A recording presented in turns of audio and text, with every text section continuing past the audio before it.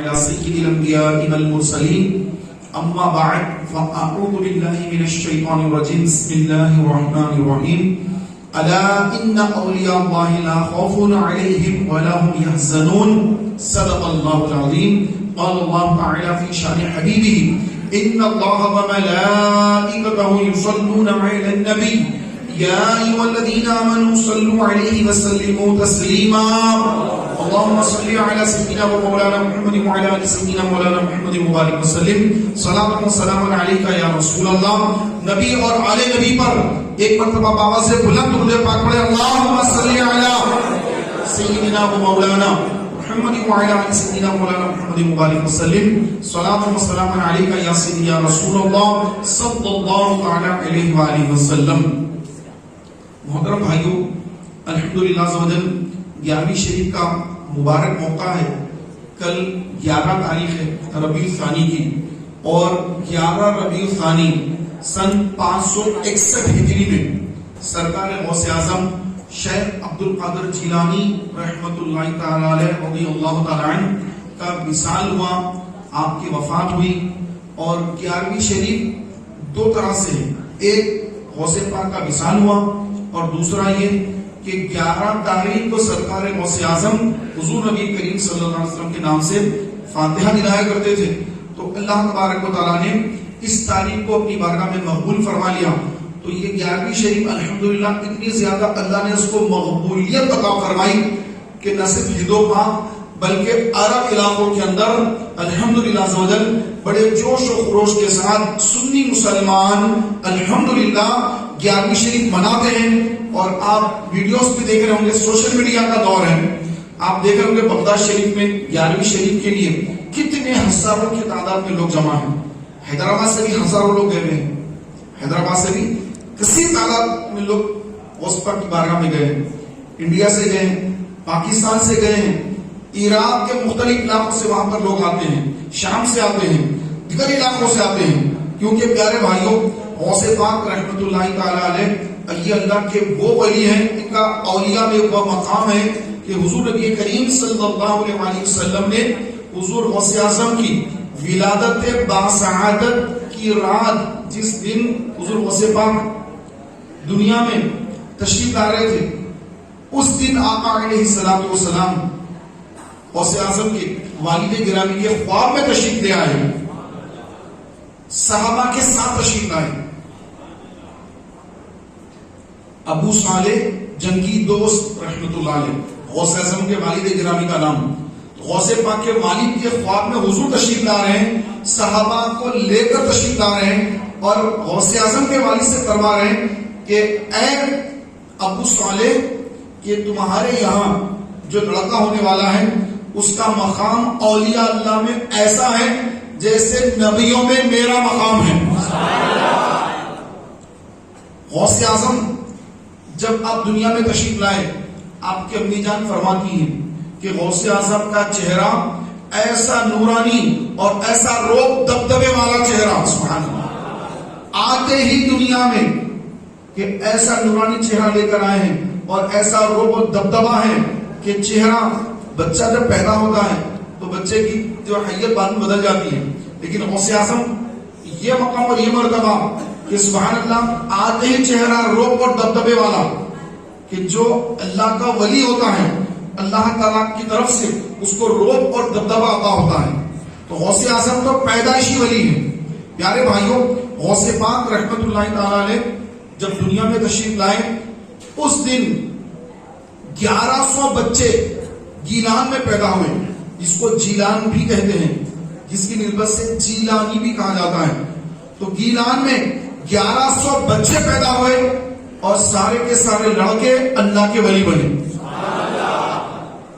پیارے بھائیوں، غوث پاک رحمت اللہ تعالی علیہ وہ ہیں کہ غوث پاک رحمت اللہ تعالی علیہ آپ نے آپ کے وفات کے 157 سال بعد جس ولی کی ولادت ہونے والی ہے ان کی بھی خوشخبری سنائی. چنانچہ غوث پاک فرماتے ہیں کہ میرے وصال فرمانے کے 157 سال بعد ایک شخص پیدا ہوگا جو اللہ کا ولی ہوگا، جس کا نام بہاؤالدین ہوگا اور لقب، اور اس کے بعد کو کہا جائے گا نقشبند، بہاؤالدین نقشبند رحمت اللہ تعالی۔ یہ کون ہے؟ سلسلے نقشبندیہ کے بانی ہیں، بہت بڑے بزرگ ہیں، اور غوث اعظم ان کے آنے کی خبر دے رہے ہیں۔ کب خبر دے رہے ہیں؟ میرے وصال کے 157 سال بعد ایک ولی پیدا ہوگا جس کا نام بہاؤالدین نقشبند ہوگا۔ یہ نقشبند کیوں ہوگا اس کی بھی تفصیل علماء نے لکھی ہے۔ پیارے بھائیوں، غوث اعظم کا بہاؤالدین نقشبند کا زمانے میں 157 سال کا فرق ہے۔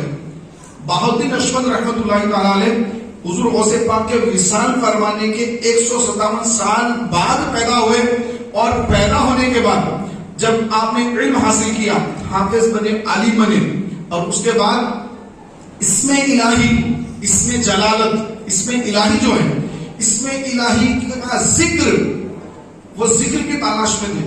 کئی بزرگوں کے پاس جا جا کر آپ نے اس کا علم سیکھا، لیکن کما ہم سیر نہ ہوئی۔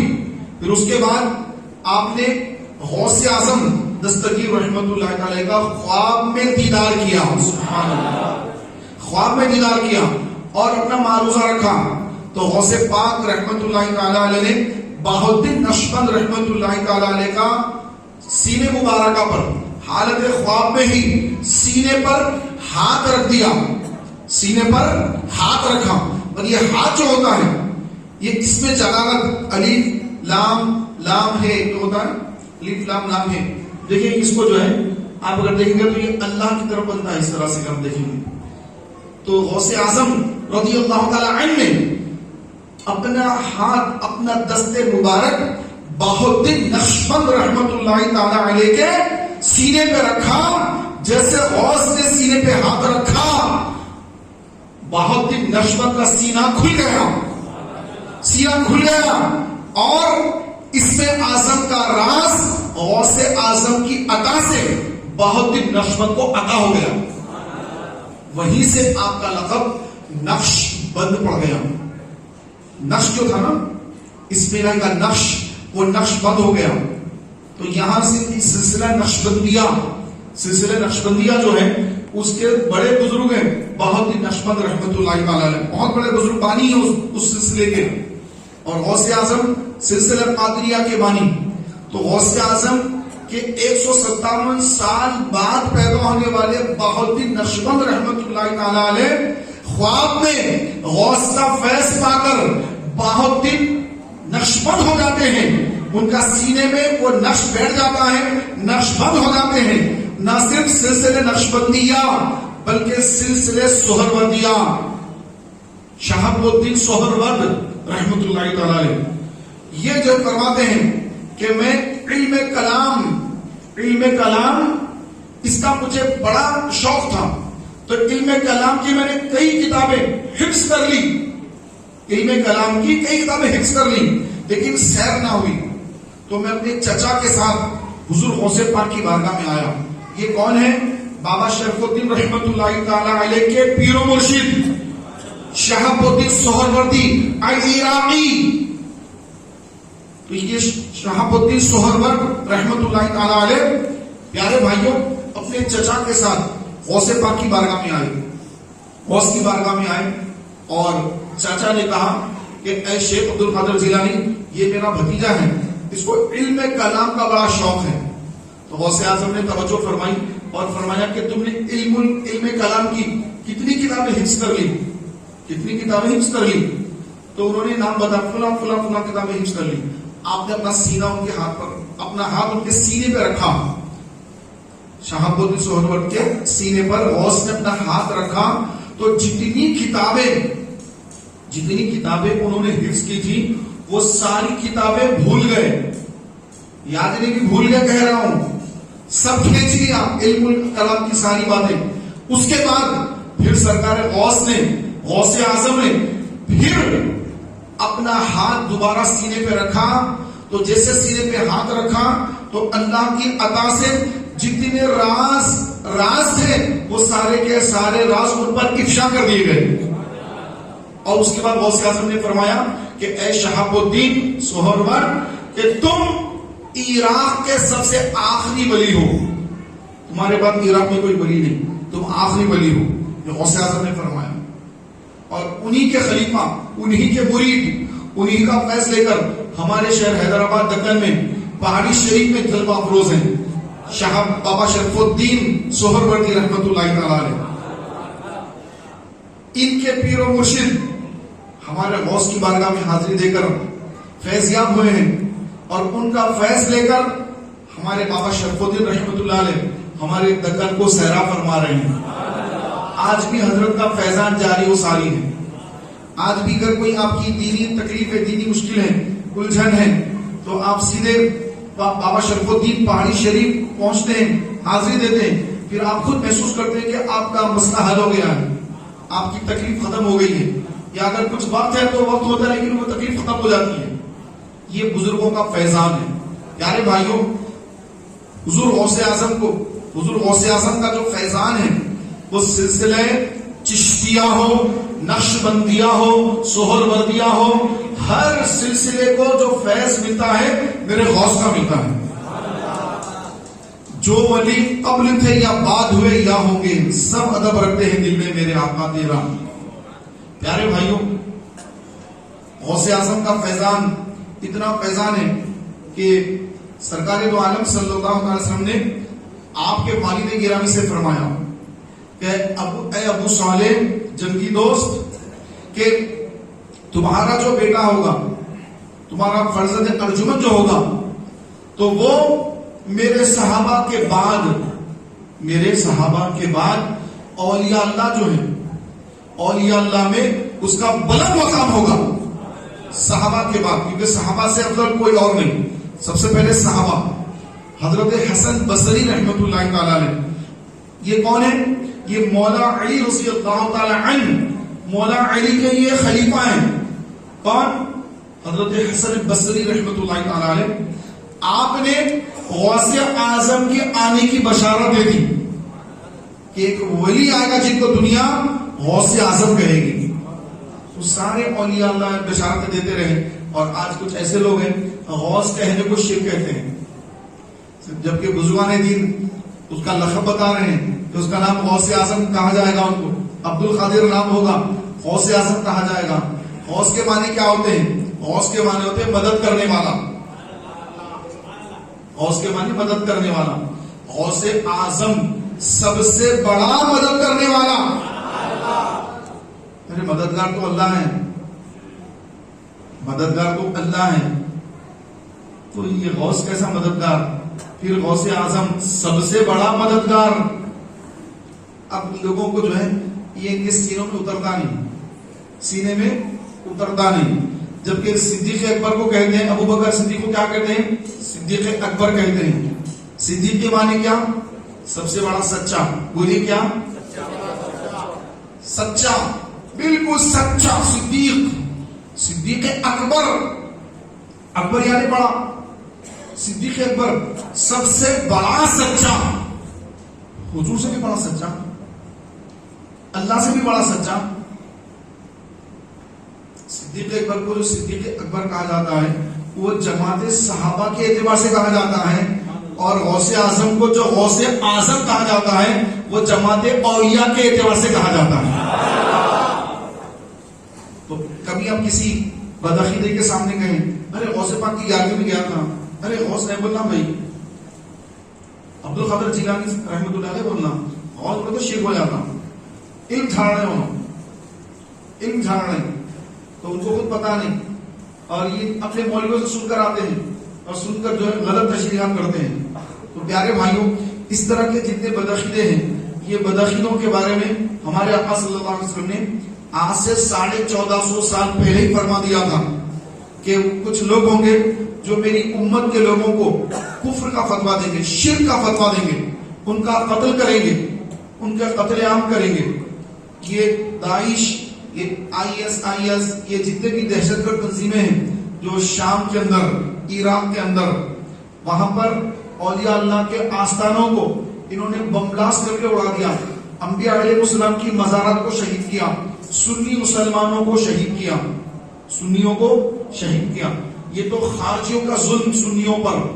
اور غوث اعظم کے دور میں رافضیت کا ظلم سنیوں پر تھا، رافضیت کا، شیعوں کا ظلم سنیوں پر.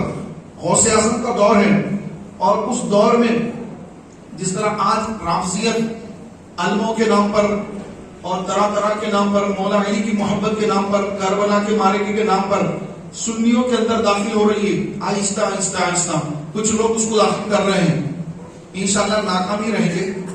اور جن کے ہاتھ میں غوث کا دامن ہے، غریب نواز کا دامن ہے، امام احمد رضا کا دامن ہے، تو انشاءاللہ تعالیٰ ان کا ایمان کبھی برباد نہیں ہوگا، ان کا ایمان سلامت رہے گا. یہ رافضیت جو ہے غوث اعظم کے دور میں ان کا بڑا غلبہ تھا. کئی ملکوں پر ان کی حکومتیں چلتی تھی. حکومتی سطح پر یہ سنیوں کا قتل عام کیا کرتے تھے، اور ان کے خلاف بیان کرنا گویا موت کو دعوت دینا تھا. اس قدر حالات پرآشوب کہ ہر طرف رافضیت پھیلی ہوئی ہے کہ صدیق اکبر کی شان میں گستاخی، فاروق اعظم کی شان میں گستاخی، حضرت عثمان غنی کی شان میں گستاخی. اور مولا علی کے تعلق سے یہ کہا جانے لگا کہ مولا علی جو ہے وہ اصل میں اللہ کے رسول ہیں، نعوذ باللہ. اور یہ بھی کہا جانے لگا کہ ابو بکر سے بھی افضل مولا علی ہے. اور آج بھی بہت سارے رافضی یا نیم رافضی یہ عقیدہ لے کر بیٹھے ہوئے ہیں. کوئی زبان پہ لاتا ہے، کوئی زبان پر نہیں لاتا ہے، لیکن اکثر جو ہے ہمارے یہاں یہ چل رہا ہے. ہمارے یہاں ہی نہیں، ہند و پاک ہی نہیں، بلکہ کئی ممالک میں یہ فتنہ چل رہا ہے. میرے پیارے بھائیوں، حضور غوث اعظم دستگیر رضی اللہ تعالی عنہ اس زمانے میں جب رافضیت کا غلبہ تھا، آپ نے اپنا علم بلند فرمایا اور شان صدیقی بیان فرمائی، شان فاروقی بیان فرمائی، شان عثمانی بیان فرمائی، شان صحابہ بیان فرمائی، اور سنیت کا علم لے کر اٹھے اور الحمدللہ سنیت کے اندر جان ڈالی. اس لیے آپ کو کہا جاتا ہے محی الدین، دین کو زندہ کرنے والا. کیا لقب ہے آپ کا؟ محی الدین، دین کو زندہ کرنے والا. دین مر گیا تھا، دین سکڑ گیا تھا، دین لاغر ہو گیا تھا، تو دین کو اثر نو زندہ کرنے والے ہمارے غوث اعظم، جن کا نام محی الدین ہے.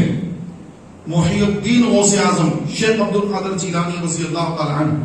میرے پیارے بھائیوں، غوث پاک رحمت اللہ تعالی علیہ، آپ اللہ کے اتنے بڑے ولی ہیں، اتنا بلند مقام ہے آپ کا کہ اللہ تبارک و تعالیٰ اپنی قسمیں دے دے کے غوث پاک کو کھانا کھلاتا ہے، قسمیں دے دے کے کھلاتا ہے، پلاتا ہے تجھے. پیارا اللہ تیرا، چاہنے والا تیرا. پیارے بھائیوں، غوث اعظم دستگیر رحمت اللہ تعالی علیہ، آپ کے مدرسے میں ایک عورت اپنے بچے کو لے کر آئی کہ حضور یہ آپ کے مدرسے میں اس کو داخلہ دلوانا چاہتی ہوں تاکہ میرا بچہ حافظ قرآن، عالم دین بنے. عورت چھوڑ کر چلی گئی. کچھ دن بعد آئی تو دیکھا بیٹے سے ملاقات کے لیے آئی. بیٹا لاغر کمزور ہے. اس کو بڑا افسوس ہوا، میرا بچہ مدرسے میں کھا نہیں رہا ہے، مدرسے میں بچے کو کچھ کھانے کو نہیں مل رہا ہے، شاید بچہ میرا کتنا لاغر ہو گیا. اس کو تشویش لاحق ہو گئی، بڑی تکلیف میں غم زدہ ہو گئی، اور غوث پاک کی بارگاہ میں آئی. دیکھا کہ غوث پاک مرغ تناول فرما رہے ہیں. مرغ، یہ آج کل کا جو چکن ہے یہ نہیں، اس کو کیا کہتے ہیں؟ چکن. اسکول میں جب ہم پڑھتے تھے تو ہین کہتے تھے، مرغی کو ہین کہتے تھے نا، ہین، HEN، ہین. اب تو ہین کہیں نظر نہیں آ رہا، ہر جگہ چکن چکن چکن چل رہا.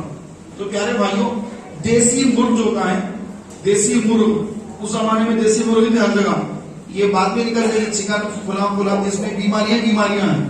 آپ کی اگر دعوت میں تو ایسا چل رہا ہے کہ کوئی ناراض نہ ہو، بھائی جو چکن کا کاروبار کرتے ہو ناراض نہ ہو جائے کہ بھائی میں ہمارے کاروبار کو ایسا کر. نہیں، آپ کے کاروبار کو اللہ برکت دے، ترقی دے. آپ کو جو بھی کاروبار کر رہے ہیں بھائی، ان کو اللہ تعالیٰ ترقی دے. تو کسی بھائی کی مخالفت نہیں.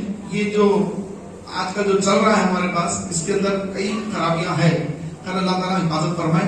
تو پیارے بھائیوں، ہمارے غوث پاک رحمۃ اللہ تعالیٰ علیہ دیسی مرغ جو ہوتا ہے، آپ جو ہے مرغ تناول فرما رہے تھے. دیسی مرغی ہوا کرتا تھا ادھر بھی، یہ نہ تھا، تو آپ مرغ تناول فرما رہے ہیں. مرغی. تو وہ عورت جو تھی اس کو حیرت ہوئی کہ ارے مدرسے کے بچے دیکھو کتنے دبلے ہو گئے, پتہ نہیں کیا ان کو ملتا ہے کھانے کو. اور یہ بانی مدرسہ شیخ عبد القادر جیلانی, یہ تو مرغ کھا رہے ہیں. تو جو ہے وہ کہنے لگے حضور میرے بیٹے کو مدرسے میں داخلہ دینے کی, وہ تو دبلا ہو گیا, کمزور ہو گیا بہت. تو غوث پاک نے فرمایا اچھا. آپ نے پورا اپنا کھانا ختم فرمایا, اور وہ جو اس کی ہڈیاں تھی, یہ واقعہ الحمدللہ ہر سنی کو معلوم ہوتا ہے, ہر سنی کو یاد ہے یہ واقعہ, لیکن ہم یہ بار بار غوث اعظم کی کرامتیں سن کر, بول کر, سن کر اپنے ایمان کو تازہ کرتے ہیں الحمدللہ. تو پیارے بھائیوں, اب غوث پاک رحمۃ اللہ علیہ نے فرمایا کہ اے خاتون رک جاؤ. پھر آپ نے کھانا ختم فرمایا, اور جو گوشت کی ہڈیاں تھی, ہڈیوں کو آپ نے نہیں چبایا, کیونکہ ہڈی چباتے بھی نہیں ہے, تو وہی ہڈیاں ویسی ہیں. تو پھر غوث پاک نے اپنا کھانا ختم فرمایا, دعا وغیرہ فرمائی سنت کے مطابق. اس کے بعد آپ نے اپنا دست کرم, اپنا ہاتھ ان ہڈیوں پر پھیرا. جیسے ہاتھ ہڈیوں پر پھیرا, سبحان اللہ, ہڈیوں میں جان آ گئی, ہڈیاں ہلنے لگی. دیکھتے ہی دیکھتے مرغ کھڑا ہو گیا اور دوڑ کے چلا گیا. غوث اعظم نے فرمایا کہ اے خاتون, تمہارا لڑکا جب اس مقام پر پہنچے تو بے شک وہ مرغ کھائے, ابھی اس کی تعلیم اور تربیت ہو رہی ہے. تو مدرسوں میں جو ہے پیارے بھائیوں کوئی اچھے کھانے نہیں ہوتے غوث اعظم کے دور سے, کہ وہاں پہ تربیت ہوتی ہے, اور جو بھی کھانا ملے الحمدللہ ان کو کھانے کو جو الحمدللہ پیش کر دیا جاتا ہے. لیکن الحمدللہ ہمارا جو تحریک اسلامی کا جو مدرسہ ہے یہاں پر, تو ماشاءاللہ یہاں پر اللہ کے فضل و کرم سے بہت اچھا انتظام ہوتا ہے کھانے کا, پینے کا, ہر چیز کا. ماشاءاللہ یہ اللہ تعالیٰ کا بڑا فضل ہے. تو میرے پیارے اور محترم بھائیوں, کہ آپ غور فرمائیے کہ ایسی کرامت کہ غوث اعظم ہڈیوں پر ہاتھ پھیر دے تو اللہ تبارک و تعالیٰ اس کو دوبارہ زندگی عطا فرما دے. دیکھ کر, سن کر ایمان والوں کا ایمان اور تازہ ہوتا ہے, اور جو بدعقیدہ ہوتے ہیں, جن کے عقیدے میں خرابیاں ہوتی ہیں, تو وہ عقیدے میں ان کے اور خرابیاں پیدا ہو جاتی ہیں, اور وہ برا بھلا بولنا شروع کر دیتے ہیں. اس کی مثال ایسی ہے کہ اگر بارش ہو رہی ہے تو جہاں پر اچھا پانی ہوگا, جیسے تالاب ہے, پینے کا پانی جہاں سے صفائی ہوتا ہے, ہمارے پاس 2 تالاب ہیں, اب وہاں پر جو پانی آتا ہے, پانی پر سے گرتا ہے, تو وہ پینے کا پانی جو اچھا پانی ہے وہ پانی میں اضافہ ہوتا ہے. اور جہاں پر کیچڑ ہوتا ہے, گندگی ہوتی ہے, تو پانی تو وہاں پر بھی یہاں پر بھی ہر جگہ برستا ہے, برسات کا پانی ہر جگہ برستا ہے. اچھے پانی میں اور اضافہ ہوتا ہے, ہم سنیوں کے ایمان میں اور تازگی آتی ہے, اور جو بدعقیدہ ہوتے ہیں تو ان کے بدعقیدگی میں اور اضافہ, اور نعوذ باللہ وہ کفر کی طرف ہی جاتے رہتے ہیں. تو یہ ہم غوث اعظم کی نہ کرامت کہنا چھوڑیں گے, نہ غوث کا نام لینا چھوڑیں گے, غوث کا دامن نہیں چھوڑیں گے. اب کہنے والے جو بھی کہتے رہیں, ہمیں اس سے کوئی مطلب نہیں. ہم تو ہمارے غوث کا ذکر کرتے رہیں گے, اور غوث اعظم دستگیر رحمت اللہ تعالی علیہ کی سیرت کا مطالعہ کرتے رہیں گے, ان کی تعلیمات پر عمل کرتے رہیں گے. غوث اعظم رحمت اللہ تعالی علیہ, پیارے محترم بھائیوں, آپ کو اللہ تبارک و تعالیٰ عز و جل نے یہ مقام اور یہ مرتبہ دیا ہے کہ آج بھی اگر کوئی غوث کی بارگاہ میں حاضر ہو اور اپنی طلب پیش کرے, بلکہ دل میں ہی رکھے طلب, زبان پر بھی نہ لائے, تو غوث اس کو بھی اپنی عطا سے اس کی مراد بھی پوری فرماتے ہیں. ایک روایت میں لکھا ہے کہ غوث اعظم کا وصال ہو گیا. ایک شخص تھا, اس کی بڑی تمنا تھی کہ میں غوث اعظم کے ہاتھ پر بیعت ہو جاؤں, غوث اعظم کا مرید ہو جاؤں, اس کی بڑی تمنا تھی. لیکن ہوا یہ کہ غوث پاک کا وصال ہو گیا. اب وہ شخص آیا بغداد شریف, تو اس کو پتا چلا کہ غوث اعظم کا تو وصال ہو گیا, غوث اعظم کا وصال ہو گیا. اس کو بڑا صدمہ ہوا, پوچھا لوگوں سے کہ حضرت کی مزار کہاں ہے, کہ میں حاضری دینا چاہتا ہوں. تو فوراً اس کو لوگوں نے بتایا کہ وہاں ہے مزار پر گیا, سلام پیش کیا اور رونے لگا کہ اے کاش کہ آپ حیات ہوتے تو میں آپ کے ہاتھ پر بیعت کر لیتا, لیکن افسوس کہ میں آپ کے ہاتھ پر بیعت نہیں کر سکا, میں قادری نہیں بن سکا, آپ کا مرید نہیں بن سکا. رونے لگا. تو رو ہی رہا تھا کہ اللہ کا ایسا کرم ہوا کہ غوث اعظم کی مزار پھٹی اور غوث اعظم باہر تشریف لے آئے اور اپنا ہاتھ آگے بڑھایا, فرمایا کہ اے بندے لے میرا ہاتھ اور میرے ہاتھ پر بیعت ہو جاؤ. تو جو بیعت کے الفاظ غوث اعظم فرماتے تھے وہی الفاظ اس نے دہرائے اور سبحان اللہ غوث اعظم کو بعد وفات پھر اس نے الحمدللہ غوث کا ہاتھ اپنے ہاتھ میں لے کر غوث پاک کا مرید بن گیا. یہ غوث اعظم کا فیضان. تو اسی لیے لوگ کیوں جانا چاہتے ہیں بغداد شریف؟ اسی لیے جانا چاہتے ہیں کہ غوث اعظم کا جو فیضان ہے وہ کبھی ختم ہونے والا نہیں. صبح قیامت تک غوث کا فیضان بڑھنے والا ہے اور یہ دور و نزدیک کی بھی پابندیاں نہیں ہیں. غوث اعظم فرماتے ہیں کہ میرا مرید مشرق میں ہو اور میں مغرب میں ہوں، اگر وہ مجھے پکارے تو میں وہیں سے اس کی مدد فرماتا ہوں. اور میرا مرید اگر کوئی گناہ کی طرف جائے، اپنا ستر کھول دے تو میں اس کی حفاظت کرتا ہوں. کئی ایسے لوگ ہیں نعوذ باللہ زنا کاری کی طرف، حرام کاری کی طرف جاتے ہیں اور نعوذ باللہ غلط کام کی طرف جاتے ہیں. غوث اعظم فرماتے ہیں کہ میں اپنے اس مرید کی مدد فرماتا ہوں اور اس کو گناہ سے روکتا ہوں. اس سے پہلے کہ اپنا صدر کھولے میں اس کو گناہ سے روکتا ہوں. اللہ کی بارگاہ میں اس کے لیے دعا کرتا ہوں. ایک مرید آپ کی بارگاہ میں آیا، بڑی تکلیف کی حالت میں آیا، صبح کا وقت ہے، آ کر رسول اللہ حضور رات میں میرے ساتھ بڑی تکلیف ہو گئی کہ میں رات میں سویا تو مجھے احتلام ہو گیا. میں احتلام سے اٹھ کے غسل کیا، پھر آ کے لیٹا، پھر مجھے احتلام ہوا، پھر میں غسل کر کے پھر لیٹا، پھر مجھے احتلام ہوا. 70 مرتبہ مجھے احتلام ہوا اور 70 مرتبہ میں نے رات میں غسل کیا اور میری حالت بہت خراب ہے، میں بہت تکلیف میں ہوں. تو غوث اعظم نے فرمایا کہ ہاں اے میرے مرید، میں نے لوح محفوظ پر تیرا نام دیکھا اور تیرے نام کے ساتھ میں نے لکھا دیکھا کہ تو 70 عورتوں کے ساتھ زنا کرنے والا ہے. تو میں اللہ کی بارگاہ میں تیرا نام لے کر دعا کرا کہ اے اللہ یہ میرا مرید ہے، اس کو زنا سے بچا لے. تو اللہ نے میری دعا کو قبول کروایا اور تیرے اس زنا کے گناہ کو اللہ تبارک و تعالیٰ نے احتلام میں تبدیل فرما دیا. تو میرے پیارے بھائیوں، جو غوث پاک کے مرید بنتے ہیں، غوث اعظم سے مرید ہوتے ہیں، تو الحمدللہ عز و جل غوث پاک لوح محفوظ پر ان کی قسمت دیکھ لیتے ہیں. لوح محفوظ پہ اللہ نے کیوں لکھا؟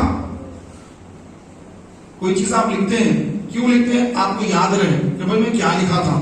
تو اللہ تعالیٰ تو بھولنے سے پاک، اللہ تعالیٰ بھولنے سے پاک. پھر مولا تعالیٰ نے لوح محفوظ پر کیوں لکھا؟ علماء فرماتے ہیں کہ اللہ تبارک و تعالیٰ لوح محفوظ پر سارے لوگوں کے مقدر جو کچھ قیامت تک ہونے والا ہے وہ اس لیے لکھ دیا تاکہ اپنے نیک بندوں کو اسے آگاہ کر دے. تو یہ غوث اعظم بھی لوح محفوظ پڑھ لیتے ہیں اور غوث کی عطا سے، غوث نے جن جن کو عطائیں دی ہیں، عطاؤں کی ان پر بارشیں فرما دی ہیں، وہ بھی سبحان اللہ غوث کی عطا سے لوح محفوظ دیکھ لیتے ہیں. الغرض میرے پیارے اور محترم بھائیوں، ہم سنی مسلمان ہیں، ہم اہل سنت و جماعت ہیں، ہم اپنی سنیت پر مضبوطی سے قائم رہتے ہوئے اعمال صالحہ کی طرف آگے بڑھیں، نیک اعمال کی طرف آگے بڑھنے کا ذہن بنائیں. جو بھائی ابھی تک نمازوں میں کبھی پڑھتے ہیں کبھی نہیں پڑھتے ہیں یا کبھی جماعت چھوڑ دیتے ہیں، تو آج غوث اعظم کی اس مبارک 11ویں شریف کے موقع پر آپ یہ نیت فرما لیجیے کہ انشاءاللہ تعالی سنی امام کے پیچھے 5 وقت کی نماز پہلی صف میں ادا کروں گا. جو بھائی داڑھی سے محروم ہیں، داڑھی ابھی تک ان کے پاس تشریف نہیں لائی، آتی داڑھی لیکن اس کو نعوذ باللہ ہم کم کر دیتے ہیں یا اس کو نکال دیتے ہیں، تو جو بھائی ابھی تک اپنے آپ کو داڑھی سے منور نہیں کیے ہیں، داڑھی کا نور اپنے چہرے پر نہیں لائے ہیں، وہ بھی نیت فرما لیں کہ انشاءاللہ تبارک و تعالی میں بھی غوث اعظم کا الحمدللہ فیضان پاؤں گا، حضور علیہ الصلوۃ والسلام کی یہ سنت پر عمل پیرا ہوں گا، میں بھی اپنے چہرے پر داڑھی کا نور سجاؤں گا. جو بھائی امامے سے دور ہیں وہ بھائی بھی نیت فرمائیں کہ میں بھی امامے کا تاج سجاؤں گا. کہ امامہ باندھ کر نماز پڑھنے کی بڑی فضیلت ہے، مٹی کے برتن میں کھانا کھانے کی بڑی فضیلت ہے. تو پیارے بھائیوں، ہمارے غوث اعظم دستگیر رحمۃ اللہ تعالی علیہ سنتوں پر عمل فرماتے تھے، ہر سنت پر آپ کی غوث پاک عمل فرماتے تھے. تو ہم بھی کوشش کریں کہ مٹی کے برتن یہاں پر موجود ہیں، یہ مٹی کے برتن آپ بھی لے جائیں. 11ویں شریف کا مبارک موقع ہے، اپنے گھر والوں کو، اپنے بچوں کو، ماشاءاللہ یہ دیکھیں کتنی پیاری پلیٹ ہے، سبحان اللہ. یہ مٹی کی پلیٹ، مٹی کے برتن ہر بھائی اپنے گھر کو لے جائے اور اپنے گھر والوں کو یہ تحفہ دے کہ انشاءاللہ تبارک و تعالیٰ میں جو ہے مٹی کے برتن اس میں کھانا تناول کروں گا اور اپنے بچوں کو اس کی عادت دلواؤں گا. یہ ذہن بنائیں. پیارے محترم بھائیوں، ہمارے غوث پاک رحمت اللہ تعالی علیہ آپ اس قدر اللہ کے ذکر میں مشغول رہتے کہ کوئی لمحہ خالی نہیں جاتا. جیسے ہم ایسے خاموش بیٹھ کر وقت گزار دیتے ہیں، نعوذ باللہ گناہوں میں وقت گزار دیتے ہیں. غوث کا کوئی لمحہ خالی نہیں جاتا، ہر لمحہ اللہ کے ذکر میں ہوتے، ہر لمحہ اللہ کے ذکر میں. آپ اندازہ لگائیے کہ میں کئی لوگوں کو دیکھتا ہوں کہ کئی بھائی ہیں جن کے دکانیں ہیں، کاروبار ہیں، تو بیچارے کاروبار ہی میں لگے ہوئے ہیں اور نمازوں کا کوئی اہتمام نہیں، چہرے پر داڑھی نہیں ہے، نماز کا اہتمام نہیں، اور بس دنیا داری میں ڈوبے ہوئے ہیں. مقصد ان کا یہ ہے، ایسا نظر آتا ہے کہ بھائی یہ بندے کا مقصد یہ ہے کہ بس یہ صبح سے شام تک کاروبار کرتا رہے اور بہت زیادہ پیسہ کما کر بس مالدار بن جائے. اس کی تمنا یہ نظر آ رہی ہے. لیکن اس کے ساتھ کیا ہونے والا ہے؟ یہ ایک دن مرنے بھی والا ہے، ایک دن قبر میں بھی جانے والا ہے، یہ ایک دن قبر پہ نکیرن کے سوالات کو فیس کرنے والا ہے، یہ میدان محشر میں اٹھنے والا ہے. جب میدان محشر میں اٹھے گا تو اس کے پاس کیا یہ دولت رہے گی؟ کیا یہ دولت جس کو یہ کمانے کے لیے نمازوں کو بھی چھوڑ رہا ہے، دن رات ایک کر رہا ہے، لوگوں کو جھوٹ بھی بول رہا ہے، لوگوں کو دھوکہ بھی دے رہا ہے، اتنا یہ وہ کر کے پیسہ جمع کر رہا ہے، آیا وہ پیسہ کیا میدان محشر میں اس کے ساتھ ہوگا؟ خبر میں بھی نہیں ہوگا. تو اس کی زندگی کیسے گزر رہی ہے؟ تو ہمارے کئی مسلمان بھائی ایسے ہیں کہ جو اپنی زندگی کو غفلت میں گزار رہے ہیں. جب موت کا فرشتہ آئے گا، ملک الموت علیہ السلام جب تشریف لائیں گے تو اس وقت اس کو احساس ہوگا کہ اب میں دنیا سے جا رہا ہوں، جہاں پر جا رہا ہوں وہاں کی میری کوئی تیاری نہیں ہے. اس کو غم ہوگا، صدمہ ہوگا، روئے گا، پچھتائے گا، ہاتھ خالی. جس طرح ماں کے پیٹ سے پیدا ہوا تھا دونوں ہاتھ خالی تھے، جب دنیا سے رخصت ہوگا دونوں کے دونوں ہاتھ خالی ہوں گے، کوئی یہاں سے چیز لے کر نہیں جائے گا. حضرت سلیمان علیہ السلام یہ اللہ کے وہ نبی ہیں کہ جن کی حکومت ساری دنیا پر تھی. آپ ایک مرتبہ تشریف لے جا رہے ہیں، بڑا لشکر ہے. ایک عابد نے کہا کہ کیا سبحان اللہ منظر ہے. آپ نے سن کر ارشاد فرمایا، اے عابد، کہ سلیمان بن داؤد کا یہ عظیم الشان لشکر ایک دن ختم ہو جائے گا، لیکن تو نے جو سبحان اللہ کہا، یہ سبحان اللہ یہ نیکی باقی رہے گی، یہ قیامت تک باقی رہے گی. میدان حشر میں میزان عمل پر یہ تیرا سبحان اللہ کہنا باقی رہے گا. میرے پیارے بھائیوں، یہ جو ہم تسبیح پڑھ رہے ہیں سبحان اللہ و بحمدہ، یہ وہ تسبیح ہے کہ آقا علیہ السلام نے فرمایا کہ جو سبحان اللہ و بحمدہ پڑھے، سبحان اللہ و بحمدہ پڑھے، اگرچہ وہ اس کے گناہ سمندر کے جھاگ سے بھی زیادہ ہو، اگر وہ سبحان اللہ و بحمدہ یہ تسبیح پڑھے گا تو اللہ تبارک و تعالیٰ اس کے گناہوں کو معاف فرما دے گا. آپ یہ تسبیح 100 مرتبہ پڑھ لیا کریں کہ دیکھیں کہ کتنا ٹائم لگے گا، 2 منٹ، 3 منٹ، 5 منٹ نہیں لگیں گے. یہ تسبیح 100 مرتبہ ہو جائے گی. لیکن ہمارا کتنا وقت فالتو میں اسے چلا جاتا ہے، ایسے دیکھتے یہ دیکھتے وہ دیکھتے ہوئے، موبائل دیکھتے ہوئے گھنٹوں نکل جاتے ہیں، رات کی رات نکل جاتی ہے. میرے پیارے بھائیوں، ہمیں پلٹ کر آنا ہے واپس آنا ہے. حضور علیہ السلام کی سنت کو زندہ کرنا ہے، اپنی زندگی کا محاسبہ کرنا ہے، اپنا محاسبہ کرنا ہے کہ ایک دن میں مرنے والا ہوں، موت آنے والی ہے، میں مروں گا، میرے چہرے پر کفن ہوگا، مجھے قبر میں اتار دیا جائے گا، سب چھوڑ کر چلے جائیں گے، میں تنہا رہوں گا. یہ روزانہ سوتے وقت اپنا ذہن بنائیں کہ آج نرم بستر پر سو رہا ہوں، اوپر فین کی ہوا آ رہی ہے، ٹھنڈی ہوا آ رہی ہے، یا سردی ہو رہی تو میں اوڑھ کر سو رہا ہوں، لیکن قبر کے اندر نہ فین ہوگا گرما میں، نہ سردیوں میں بلینکٹ ہوگی، یہ میرا کفن ہوگا جو دنیا والے دیں گے. میرے پیارے بھائیوں، وہاں کی تیاری آج کرنا ہے. غوث اعظم کا مرید کو غافل نہیں ہونا چاہیے، غوث اعظم کے چاہنے والے کو غافل نہیں ہونا چاہیے، غوث اعظم کے مرید کو، غوث کے چاہنے والے کو نمازی بننا چاہیے، غوث کے چاہنے والے کو داڑھی رکھنا چاہیے، غوث کے چاہنے والے کو نماز جماعت کے ساتھ اول سب میں ادا کرنے والا ہونا چاہیے. غوث کا جو غلام ہے، پیارے بھائیوں، غوث کا غلام یہ کبھی گالی نہیں دے سکتا. آج ہماری زبانوں پر گالیاں ہیں، تھوڑا سا غصہ ہو جاتا ہے، ہم آپے سے باہر ہو کر گالیاں بکنا شروع کر دیتے ہیں، فحش کلامی شروع کر دیتے ہیں. اللہ کے رسول صلی اللہ علیہ وسلم نے فرمایا کہ جب میری امت گالی گلوچ کرے گی تو اللہ کی نظروں سے گر جائے گی، اللہ کی نظروں سے گر جائے گی۔ آج ہمارے بہت سارے بھائی گالیاں دیتے ہیں۔ کسی نے گالی کے بارے میں حضور سے پوچھا، حضور علیہ السلام نے ارشاد فرمایا کہ تم اپنی ماں کو گالی مت دو۔ لوگوں نے پوچھا یا رسول اللہ کیا اپنی ماں کو گالی دیتا ہے؟ فرمایا ہاں، کہ تم جب کسی دوسرے کی ماں کو گالی دو گے پھر وہ تمہاری ماں کو گالی دے گا، اسی لیے تم کسی ماں کو گالی مت دو، کسی کی ماں کو گالی مت دو۔ اگر تم کسی کی ماں کو گالی دو گے پھر وہ گالی پلٹ کر تمہاری ماں کی طرف آئے گی۔ تو میرے پیارے بھائیوں کہ اپنی زبانوں کو گالی گلوچ سے، فاحش کلامی سے اپنی زبان کو بچا کے رکھیں، کہ میرے امام نے فرمایا دہن میں زبان تمہارے لیے، ہماری جو منہ میں زبان ہے یہ حضور کی نعت شریف کے لیے ہے، غوث کی منقبت کے لیے ہے، یہ سبحان اللہ کہنے کے لیے ہے، یہ زبان نیکی کی دعوت دینے کے لیے ہے، یہ زبان برائیوں سے روکنے کے لیے ہے، نہ کہ ان کا دیکھا دیکھی اپنے آپ کو ہم بھی گالی گلوچ دے کر سمجھے کہ میں بھی ٹائیگر ہوں، میں فلاں بانڈ ہوں، میں یہ باس ہوں، میں فلاں ہوں، یہ ہوں۔ تو میرے پیارے بھائیوں بڑے سے بڑے پہلوان رستم جو تھا پہلوان، آج کل تو لوگ چاقو مار کے پہلوان بن جاتے ہیں، روڑی کھل جاتی ہے، تو یہ نہیں۔ تو اصل میں جو پہلوان جو ہوا کرتے تھے کشتیاں لڑتے تھے، رستم، گھاما، آپ نے نام بھی نہیں سنے ہوں گے، یہ بڑے بڑے پہلوان تھے، لوگوں کو معلوم ہے۔ پیارے بھائیوں جب موت آئی تو یہ بھی جو ہے ملک الموت علیہ السلام جب آئے تو ایک ہی وار میں یہ انہوں چیت ہو گئے، اتنے بڑے بڑے پہلوان، رستم زمانہ وہ بھی چیت ہو گئے، ملک الموت کے سامنے کوئی پہلوان ٹک نہیں سکتا۔ تو پیارے بھائیوں ہم کوشش یہ کریں کہ اپنے آپ کو گالیوں سے، غیبتوں سے، چغلیوں سے بچائیں، اپنے آپ کو سدھارنے کی کوشش کریں کہ کوئی چیز ناممکن نہیں ہے، کوئی چیز ناممکن نہیں ہے، ہر چیز ممکن ہے، کوشش کرنے کی ضرورت ہے۔ آپ اگر کوشش کریں گے، عربی کا مقولہ ہے من جدہ وجدہ، جس نے کوشش کی اس نے پا لیا۔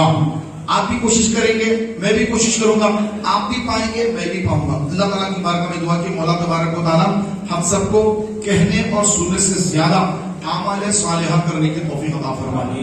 یہ پیارے بھائیوں رسالہ ہے سلطان اولیاء سرکار غوث اعظم رضی اللہ تعالی عنہ، یہ رسالے میں الحمدللہ غوث اعظم کی کرامتیں لکھی ہوئی ہیں، تو یہ آپ ضرور حاصل فرمائیے، اپنے دوست احباب کو بھی دیجیے تاکہ ہمارے گھروں کے اندر بھی غوث اعظم کا ذکر ہو، ان کی شان بیان ہو، ان کی عقیدہ ہمارے دلوں کے اندر پیدا ہو، تاکہ ہمارا ایمان اور مضبوط ہو جائے۔